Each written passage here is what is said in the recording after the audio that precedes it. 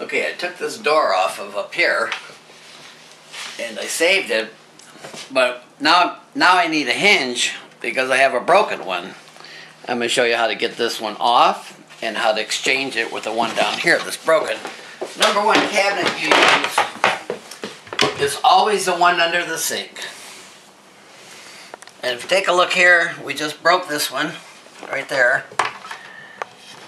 And you really don't weld those things together. So what I'm going to do is I'm going to get this old one off of here. First, I'm going to break the paint off. And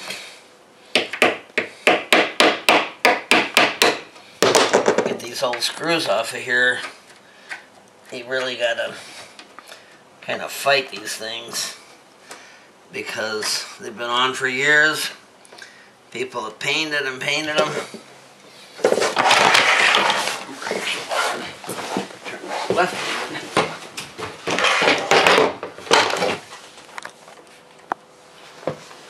There it goes. You gotta fight them a little bit sometimes. But what I'm doing is, you see there's a little groove in here. And that's where the screwdriver goes. And these are full of paint here. Can you see the groove there full of paint? Right there. So I take the corner of my screwdriver and I try to knock that paint out. That way I can unscrew the screw. Now I'm going to hang on to these screws. They're really good old brass screws. They're going to last a long time. Sometimes they're brass and they're chrome plated.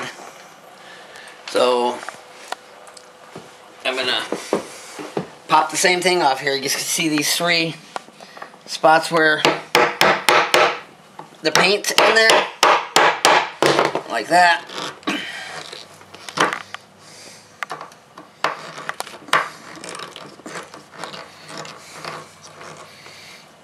Now today everybody uses a power drill. In the old days they didn't have that stuff when I was a kid. This is the only stuff we had. This is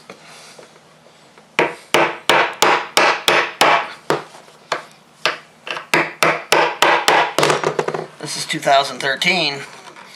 When I first wanted to be a carpenter in 1957, 56, my uncle was a carpenter. And he showed me how to pop all this stuff off. It's funny how you remember something from first grade.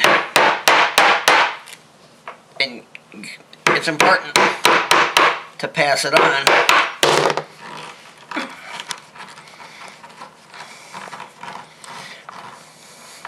Now another thing is, if you look at this hinge here, it's painted on here so tight.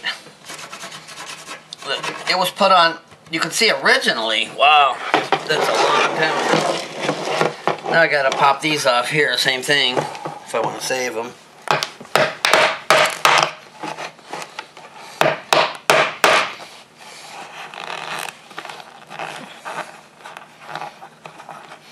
A lot of times when you take an old kitchen apart, at least I do, I take all the hinges and doorknobs, and I hang on to all that stuff because you're always going to find a use for it. Look at that little latch here. Look at that. That's solid steel. I know a place where I could use that. In fact, I'm going to take that off in a minute and maybe do another video about another repair job.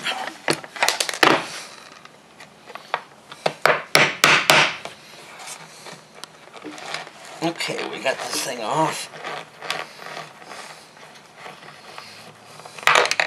I don't know if you know about this old kitchen, but this is not a factory kitchen. This was built right here with a router. Here we showed you the router on this side, and then either a table saw or a router on that side. I've made plenty of these kind of doors before. But anyway, we're putting this hinge back on here. And so, a little bit easier because now I don't have to drill any holes for this job.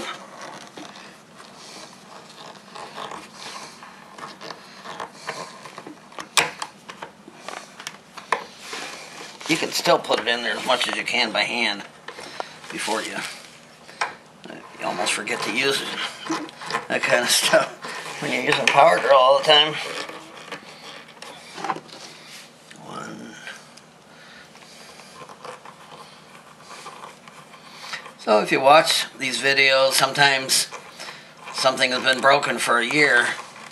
You take 5 or 10 minutes, do it yourself. If you don't have a screwdriver, take out a butter knife and pound some of the paint off and just stick the knife in there.